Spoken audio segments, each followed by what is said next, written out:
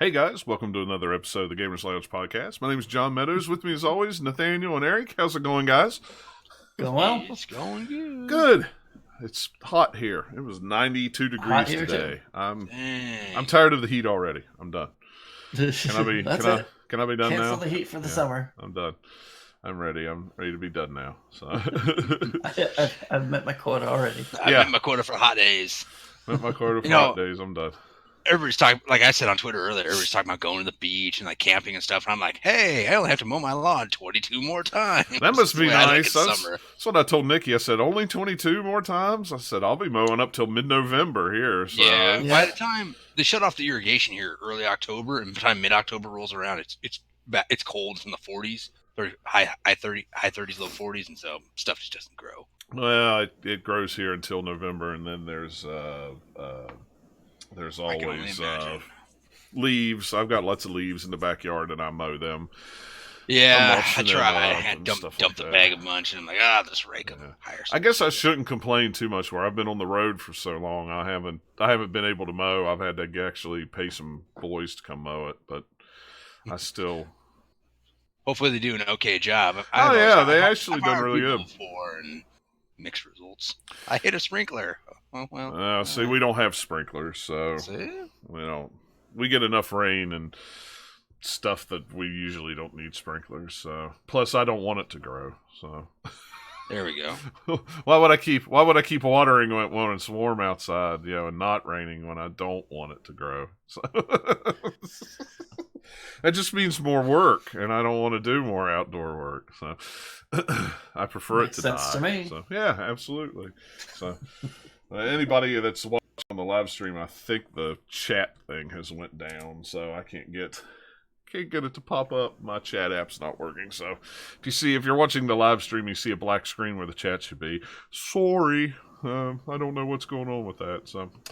But whatever, no big deal. But we'll get started like we always do with what we've been playing. I haven't played a ton. Who wants to go first? Eric is Sniper. You played Sniper Elite. I've heard mixed things about the remake of that. I played it for. So we got a code for review, and I played it for a couple hours. I'll play a little bit more too. I never had. I think I played it on PS3. I want to say it might have been free for PlayStation Plus at one time. Maybe or maybe not. Maybe the third one, because I remember it was like being stealthy and sneaking around, and I don't know, because I think there's Sniper Elite V3, and then there's Sniper Elite 3, which is supposed to be pretty good. But anyway, right. V2's not bad. It's interesting, you shoot somebody and zooms in, the bullet like hits the organs or hits the grenade or you get into the neck. Like, ooh, but it's I don't know. There's not really that much punishment for not being stealthy. Like, you set off the alarm, here come the guys, you just find a place and pick them off one by one. I was like, well, I think they would be try to force you to be more stealthy, but yeah.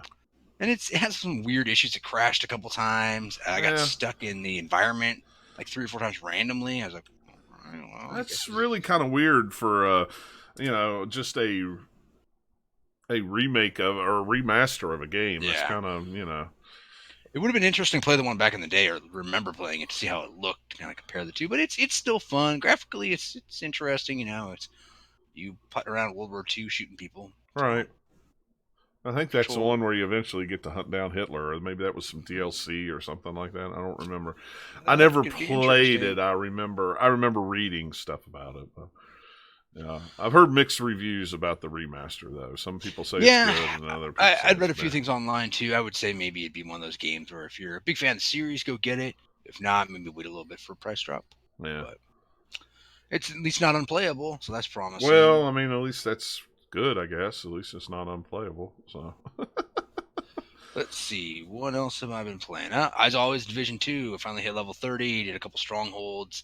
Trying to wrap up a couple last ones with my buddies so then we can do some of the Dark Zone stuff, which I have gone and plotted in a little bit. But just like with the old Dark Zone, you go in, as like your first mission, you have to finish the mission, and then you can go out. You can't just finish the mission and then leave. Right, yeah. And I was like, crap, I can't go back to that door. So I kind of was a little bit annoyed by that. But it's still pretty fun. I don't have this, I need to put this on the list, but today I was messing around with my other original Xbox, getting it ready to move on to a greener pasture. And so I fired up my my nice modded one. I was playing some Def Jam Fight for New York. I finally beat it for like the third time. I was stuck in like one of the last 2 missions where you have to fight more than one person, and I was like, the AI controlled partner is so useless. Yeah. But eventually figured it out, and I was like, what are the controls again? So I had to replay it a couple times, but it all worked out. I really like that game. It's one of the only games that I've really gone back and replayed more than once. That and a couple of the Resident Evil games. I don't know about it. It's just really easy for me to play, and I like the character customization. And it was really popular. I'm really surprised that EA hasn't, Well, there's Def Jam Icon, but that's right. Not that wasn't a very good game, and maybe that's why they did that one, and then they just never did another one again. I don't know. At one time, I had Vendetta, and I had only briefly dabbled in it, but I definitely like Fight for New York better, and that's a spendy game. Mm-hmm. Fight for New it's York still $50 at least. PS2, and I think original Xbox is still around between 40 and 50. I think the GameCube is the cheapest of the 3. Yeah, but that's one thing where I found 2 copies, one for PS2, one for Xbox, a couple of years ago at a yard sale, and I'm like, yep, $5, I'll take it, and it'll go on my shelf. Yeah, absolutely. And plus, hadn't fired up the original modded Xbox, and it's been probably almost a year. It's good to fire it up, and everything works. So still trucking along. That's all that matters. I can't tell you last time I fired up my original Xbox. It's been in the box. It's been at least 3 or 4 years. Yeah, I'm glad I'm getting rid of the other one, because I fired it up today and I was like, oh man, it's really noisy.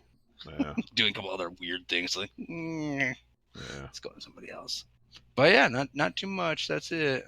Yeah, I haven't been able to play a whole lot either. We've been trying to finish up work up in Pennsylvania, and we finally done with that. So hopefully, starting tomorrow, I will actually be able to play some games at home. It's like, I've been buying games, and it's like I've played them for maybe 5 or 10 minutes or something like that, and that's about as long as I've had a chance to play them. 5 minutes. Like, it works. It looks fun. Yeah, it looks fun. I played the first, hour of it, and I'm like, okay, well, I'll have to pick it up later. So I picked up Tetris Effect yesterday. It was on the Pro Days sale at GameStop for $20. I think it was regularly $40, so it was $20. So I played the first level of it. It's, if you like Rez and you like Tetris and you like Luminous, you'll like this game, because it's pretty much Luminous meets Tetris. It's all, and it didn't bother you at all. None of the 3D sort of thing. No.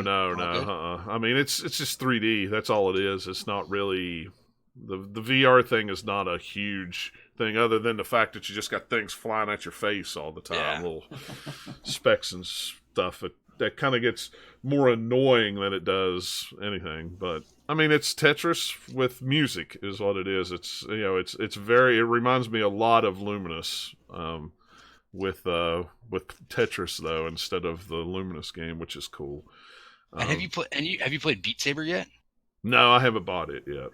I want to buy that. It looks really cool. I'm holding off, hoping that somebody does a physical release of it instead of a digital. But yeah, that, and I'm waiting on a sale on it. So it's $30. I don't know how much I'd play it. I know I'd play it some, but it does look cool. I do want to give it a whirl though.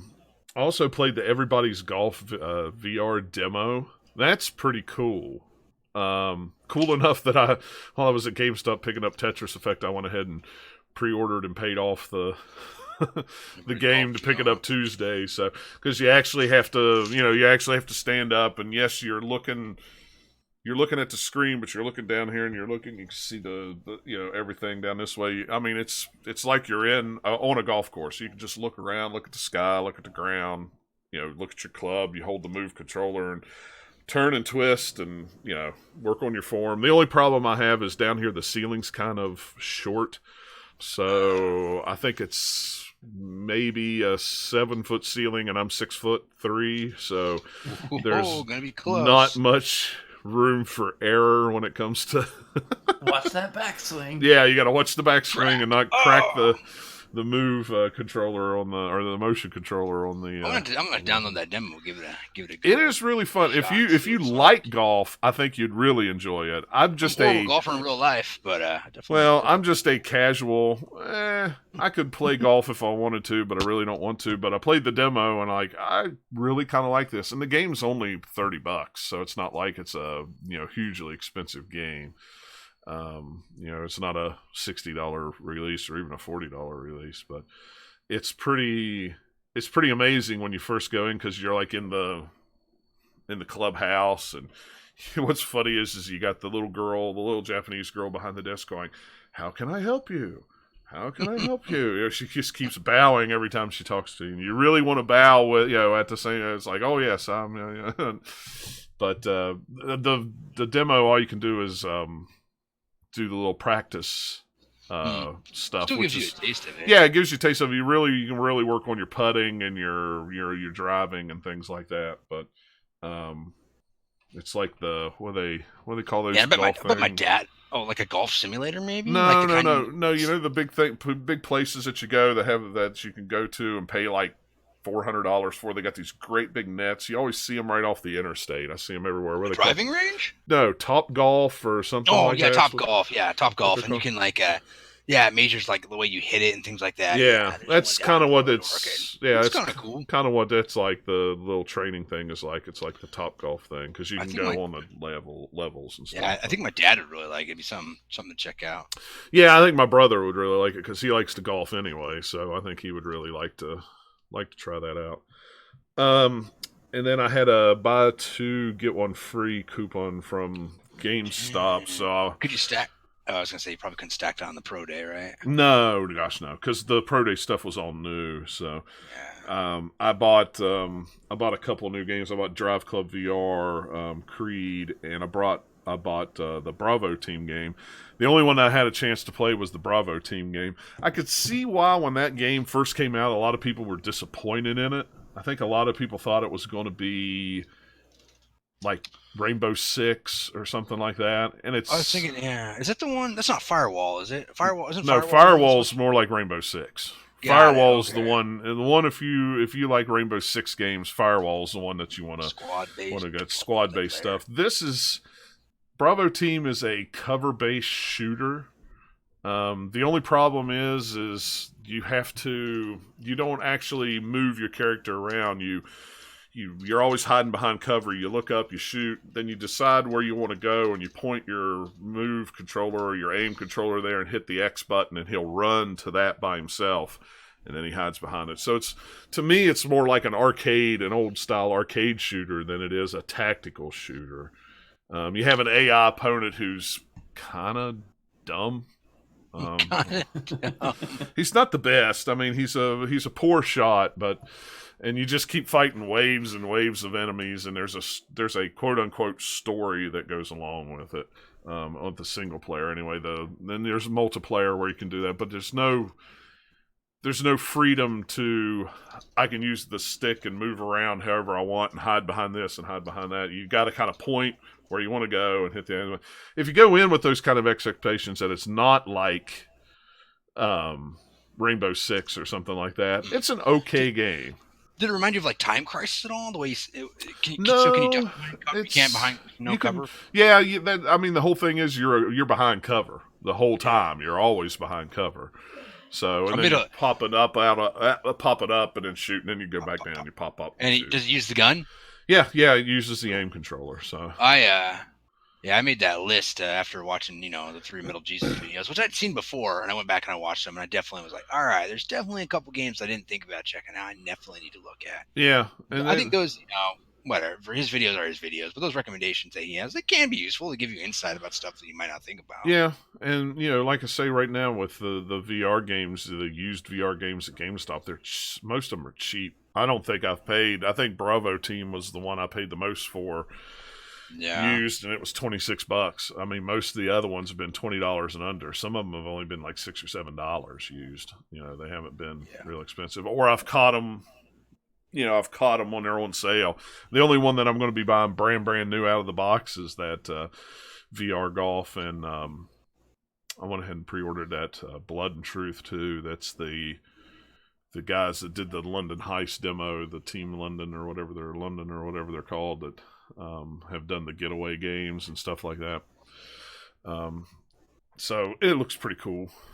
And it's a $40 game, but it's like, well, I like that London Heist demo so much that I figured. Yeah, I'm definitely gonna get that game. Yeah, I figured that one would be cool because it's like a action. It looks kind of like an action movie anyway, so ought to be Yeah, pretty I mean neat. that might it's definitely on my list. Yeah. So this week I'm hoping to, since I'll be here, I'm hoping to get a little deeper into some of the games. I'd like to finish Moss, and then I picked up that giant. Ghost Giant. I picked up that game physically the other day. I'd like Yeah, to. you're I going to want to tell get me into about that. that. So On that was that a North American release? I yeah. think it was an import. Okay. No, it was originally came out at import first, and now it may be a GameStop exclusive. I don't know. That was the only place that I could find it from, but I was couldn't. super busy stuff this weekend, so I didn't have a chance to go to the Pro Day, Yeah. so I was snagging a couple of those. Well, I didn't. I couldn't even find that one in store. I had to order it on off their website. None of the stores around here had it in stock. That's really the only reason why I went ahead and pre-ordered those games, because if nobody pre-orders them, they won't get them in stock here. So it's like I just went ahead and dropped a couple bucks on them just so they could get a couple copies in, so I could go buy them later. So it's so silly, but yeah. So that's all I've been playing this week. Hopefully next episode I'll have a lot more to talk about, I'm sure. But so Nathaniel, what have you been playing? I've still been mainlining Sekiro. Oh, well, that's getting good. closer to the end. I've been to all of the areas now. I got a little achievement pop up on Steam that says you've been to every area. I'm like, all right. That's cool. So just today beat a really big boss, and then I'm kind of back to an earlier part of the game that has changed. Yeah. So it's kind of it does stuff like mini games do, like Arkham Asylum did it back in the day. It's, Right. like, it's not like a new thing, but it's like, here's the level, but it's changed because something has happened to Right. it. So I'm gonna go back through and fight some new enemies and get to, I think, just one more main boss fight, at least one or two more mini bosses before I get there, and then I'll be at the end of the game. Cool. I should have everything for the good ending of the game too. Hopefully. Because I think there's 4 different endings you can get, from what I understand. Oh, okay. I didn't know how many. Based on what you do and the choices you make, right? Yeah, most of it is on. There's a few sort of side quests you can do to get sort of different ones. So if you just go straight ahead, there's one version. Then there's one where if you do this conversation and go and do a couple things for an NPC, you can do a different ending. Then there's the one that's the true ending that I'm trying to do, that is a lot harder to kind of find, and it has more steps to do. But they're fun steps, so I didn't mind doing them. Cool. But yeah, like there's some really cool surprises in that game. The mechanics are really fun. A lot of that, like moves that you unlock, like later moves, are just really, really fun to do. Because some of them are even ones that, like, some of the tougher enemies that you've seen throughout the game that they do, and you're like, haha, I could do that now. That cool flippy ninja style weird stuff, like flying kicks. Yes, I'll do those, please. Thank you. Yeah, that's cool. See how you like it. How many hours have you put into that game now? A lot?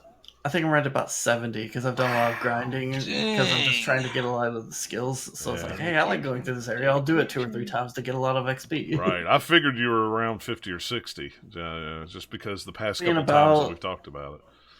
It's going to be about the same as what I did the first run through Dark Souls, where I was just having so much fun with it, running through it, and then I just trying to find every nook and cranny that I could. Right.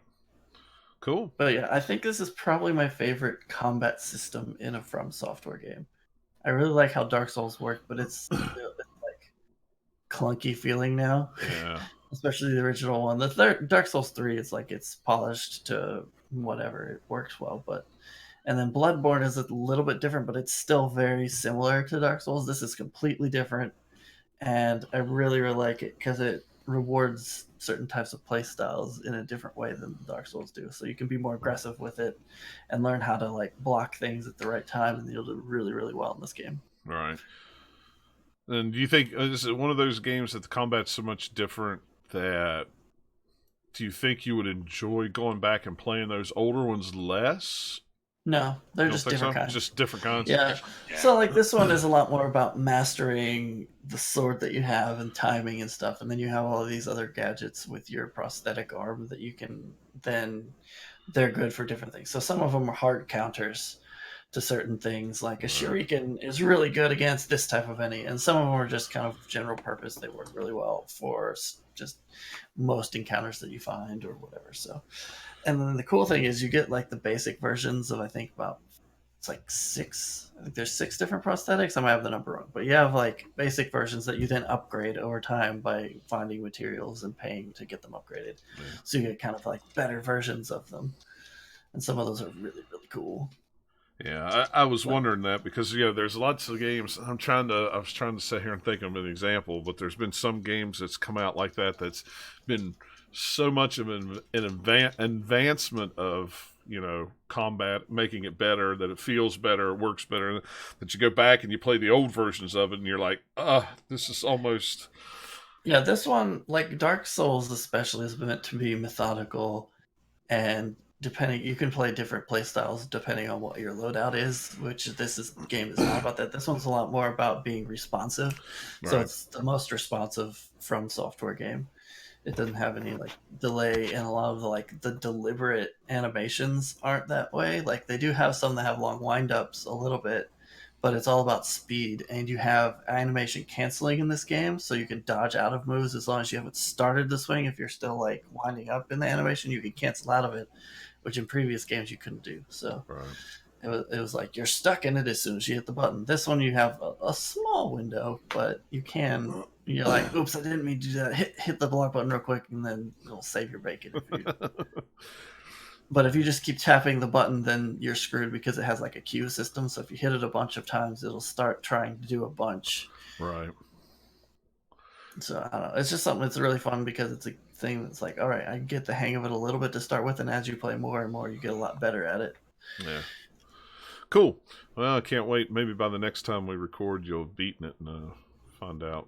Yeah, it should, unless I have heard the final boss is very, very, very hard, though, so we shall see. Yeah, we'll see. So.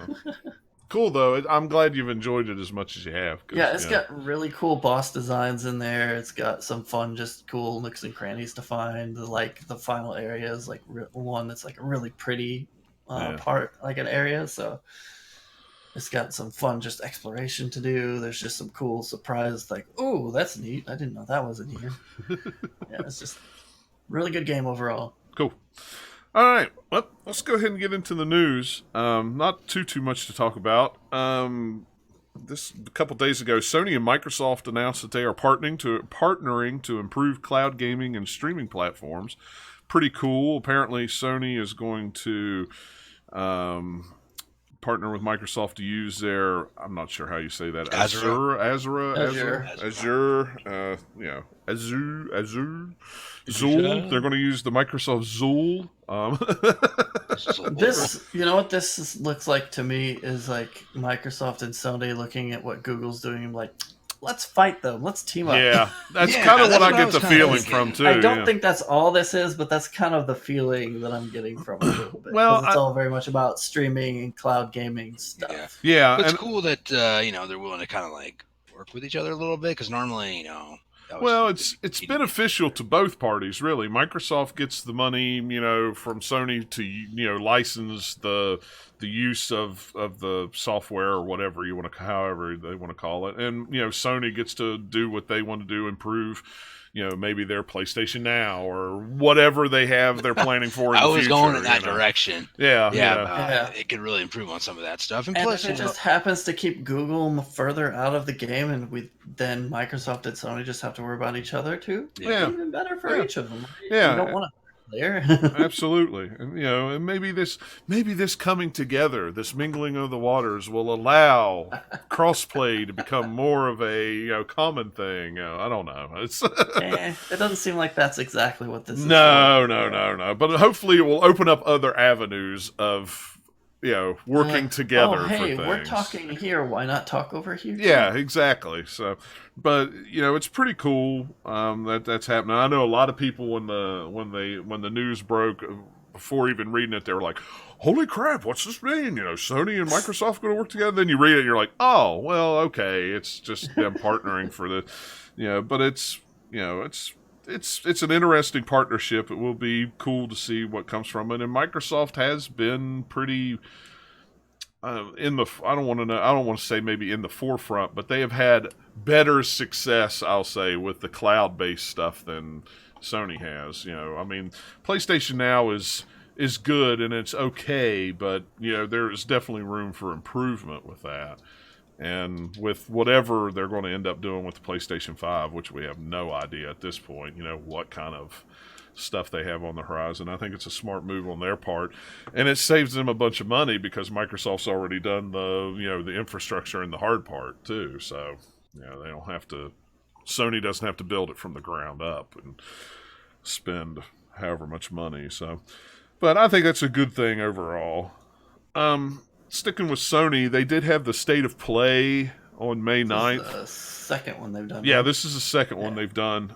This one wasn't as VR based as the first one was. The first one had a lot of VR in it. This one wasn't real long. They did have they ended it with the Final Fantasy VII remake. Finally, some more of that. Hey, look, it's a trailer. It looks shiny. It's a trailer. It looks shiny, and it'll probably be another 3 or 4 years before it comes out again anyway. So, I mean, we haven't heard much about it since they revealed it, and I'm not even sure if they've said, are they still doing the episodic thing or not. That is my understanding, that they're still doing the episodic thing. It's going to be a 3-part episodic, or however many discs the game was. Was it 3 or 4? I can't remember now. I think it was 4. Maybe it was 3. I don't know. I'll dig it out of the closet and find out. I don't know that has much bearing on what it would be today. I don't either, but that's my understanding. Is what a lot of people have said, that it's broken up like the game was broke up on discs, episodic wise, is what I've heard. Now, whether there's nothing official about that.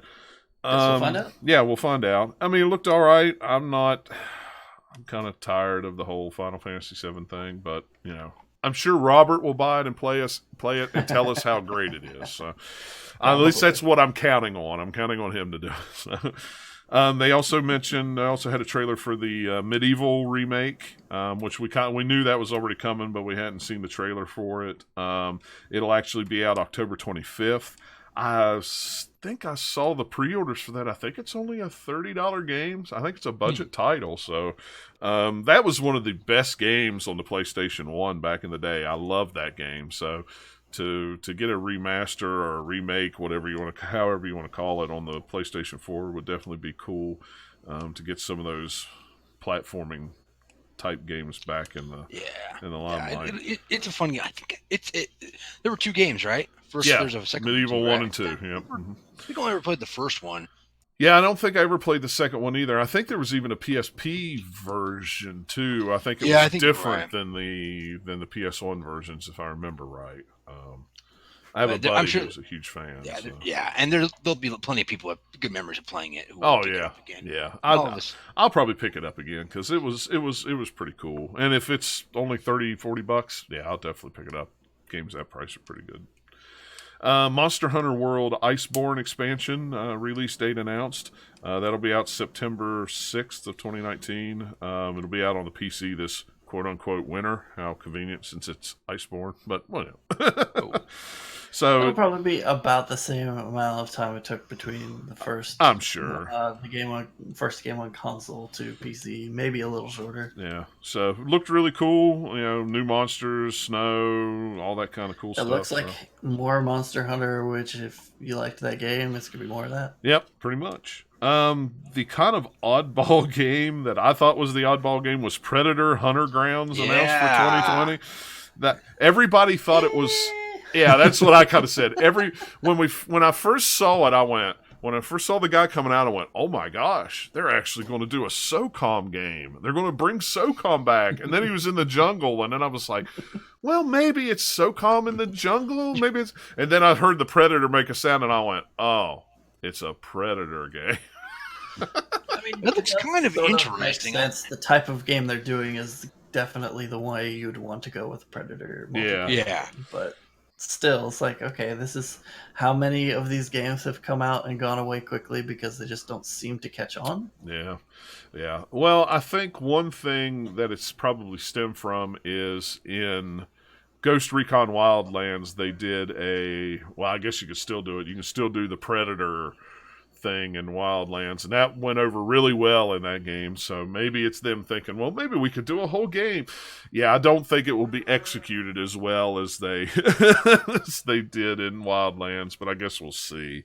But yeah, I don't think this has anything to do with Ubisoft. No, it doesn't. It doesn't have a thing to do with Ubisoft. But what I mean is, they just, since it was popular in the Ubisoft game, maybe they think they make a whole game about it, and those same people will buy it. Which, who knows? The trailer didn't do anything for me, so but whatever.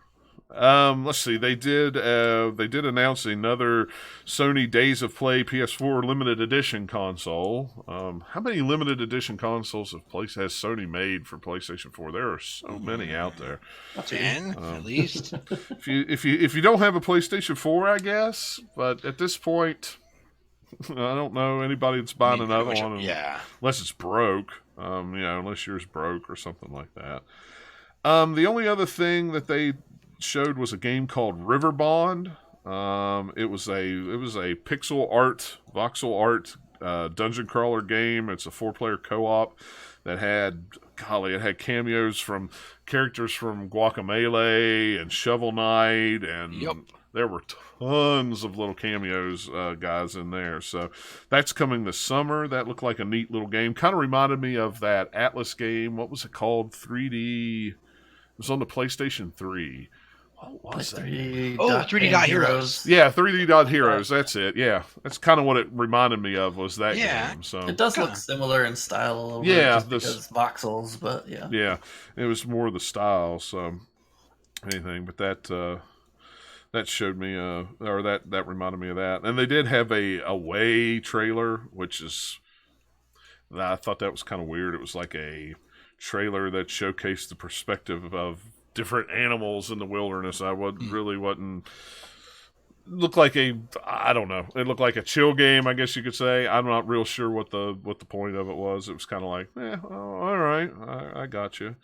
But another short little, it wasn't very long. It was less than 10 minutes. State of play thing, which, I mean, it's cool that they have those little things. They're kind of trying to do the Microsoft, the Nintendo, little announcement things, which is kind of cool. At least it gives you a little treehouse, or maybe a little direct, treehouse or direct and stuff. Not as long, maybe. Yeah. Game Informer is reporting that the NCAA is looking into athlete compensation for player names and likeness usage. This is kind of an interesting thing because this might actually bring back college football and college basketball. I have to shake my head at this one because reading this thing, the line where it says the NCAA says it doesn't want to do anything that comes close to paying athletes. I'm like, so what you're really saying is you want to figure out a way that you can get money from college football games again so that you can have more money. That's right. What I'm getting from this. Oh yeah, it absolutely is. I mean, there's no doubt in my mind that is exactly what it is. Pretty much what they did was they announced a working group to explore how college athletes could be compensated from using it. They're not saying, committee. Yeah, they made a committee. They're not saying if it's going to be actual money, if it's going to be, they haven't. You get to be in a video game. Congratulations. Who knows, right? The funny thing is with the whole college football thing, you would always. College football players would always get on Twitter or Facebook or whatever when the new game come out, and they were always so excited to play the game because even though their name and likeness wasn't in there, but their number was and their team was, and they got to play it and stuff like that, and they always thought that was cool. But leave it to a small group of a couple of them who decided that they wanted to, they were using their likeness without this, and that kind of spoiled it for them all. But most of the, of all the college players out there, none of them cared that much that it was in there. They were more excited to play it. They played it more than regular gamers played it because they were in it, But I mean, wouldn't you? I don't know. I know they had lots of lawsuits. Ooh, cool, right? So. Yeah, and I that's the one game that they don't make anymore that I miss. I always enjoyed the NCAA college football game. I bought it every year, even though they weren't usually huge leaps and bounds, but I always bought them and I always played the crap out of them. So if the NCAA is seriously taking a look at somehow to bring that back, I would be all right with that. But I did notice in the new Madden trailer when they were talking about this new stuff for Madden 20, there was college football players in those games, because you have your single player, I went from college to this, and so apparently they have worked out some kind of deal with the universities to have a few select schools in it that you could pick from that single player story to do your one thing in and then go to the NFL. So I don't know how they were working around. I don't know how they got around that without having likenesses of college football players in it. But yeah, I guess it depends on how much it is in there. But I haven't seen enough of the new Madden to tell. But I did notice in that trailer that the college football players in there were from Clemson, I think, or something like that. So maybe they worked out a deal with just one school. I don't know. College football is a weird thing when it comes to money. So an animal all to its own. But last but not least, Ubisoft tweets about their potential new Splinter Cell game. I don't know if you guys saw this the other day. I retweeted it. I did. And I did, yeah. It was like one of the producers started tweeting about how they had all this they were going to announce in the new Splinter Cell game and this and that and that and this. It kind of sounded like drunk tweets to me. But we were celebrating. Oops. Yeah, but Ubisoft came out and said that they have no games to announce at this time, that it was just a joke. That's because E3 is a month away. Yeah, and I'm thinking, I think what happened was... Fingers crossed. Yeah. It does come off with like a drunk tweet or something. It really did. There's probably a kernel of truth to it. That's what I'm guessing. Yeah, that's exactly I hope what anyway, because I want a new Splinter Cell. Yeah, I do too. It's been a long time since the last one. It really has. But yeah, it was Julian Garrotti, who's the creative director of the Division 2. He tweeted and said, working on the next Splinter Cell game with whoever and whoever. And says he said, continued saying, I can't wait for E3. And then immediately Ubisoft comes out and goes, it was a joke. It was a joke. It was just a joke. All I could say was it sounded, at the time of day it was where they were at, it sounded like a drunk tweet to me. It sounded like to me like a group of guys were sitting around and had a little too much to drink. And well, I mean, they have like the pictures on the tweet has like they're holding wine, so yeah. Yeah, so I'm guessing that somebody said a little something a little too early, but it's like, whoops. Yeah. Just kidding. Oh, I didn't mean it. Yeah, but I hope so. I would I'm down for a new Splinter Cell game. I love the Splinter Cell games. The last one I enjoyed quite a bit, and it's I know Alex isn't here tonight, but because he's probably watching Game of Thrones. But I can't remember which Splinter Cell that was. If it was Conviction, you could play the whole game co-op online.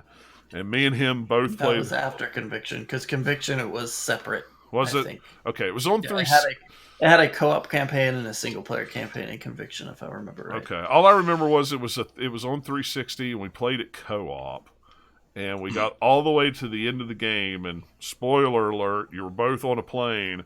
And you had to... That's Conviction. Yeah, you had to shoot each other. One of you had to shoot one of the other.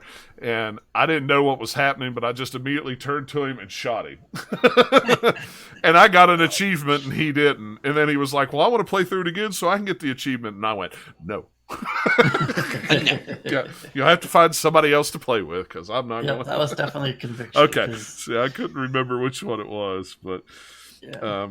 I still hold that over his head to this day about getting that achievement and him not getting it, because I just got lucky and pulled the trigger early while they were talking and shot him in the face. But that's all I've got. There wasn't a ton of news stories this week. They did have an announcement of the new Ghost Recon Wildlands sequel. I forget what it was called. Now I didn't even write it down. It takes place on an island. It's got the dude that played the Punisher in it as the bad guy. So looks pretty cool. Not a ton now about it. We'll find out more at E3. That's why I didn't really worry about going into too much detail about it. So because I know we'll have tons to talk about on our E3 show. However we decide to do our E3 show, we haven't talked about if we're just going to do one big show or how we're going to do it. So We'll figure it out. yeah, we'll figure it out at some point. Probably one of the things that we were thinking about talking about on this show was the top 10 games of this generation. That's probably we're going to save that for next episode because we need time to think about that. Yeah. So between now and the next episode, which should be, what's the date today? Today is the 19th. Will be the 1st of June, so it should be June 2nd, if all goes well, because I'm off the road, so we should be back on Sunday nights now for the foreseeable future, unless I have to go out and work on Monday morning, which I'm not planning on being on the road for another couple of weeks, so we should be good till July or August. So, but yeah, if there's if you want to share your top 10 games of this generation with us, let us know on Twitter or email us or something like that, and we'll work it into the next show when we have time to sit down and talk about it. And then after that episode will probably be our E3 episode, because I think that next week is E3. It's June. I don't know. Somewhere in mid-June. I can't remember. Mid-June. I can't remember. The dates are off the top of my head. So yeah. All right. So if there's nothing else, we're going to call this one a show. A nice, quick, to the point show. Yep. Where we had no technical difficulties and everything went well. Don't jinx it. I won't jinx it now, because now I'm going to hit the end button as we do. So thanks a lot, guys, for hanging out with us, and we'll catch y'all next show. Yeah. See you later.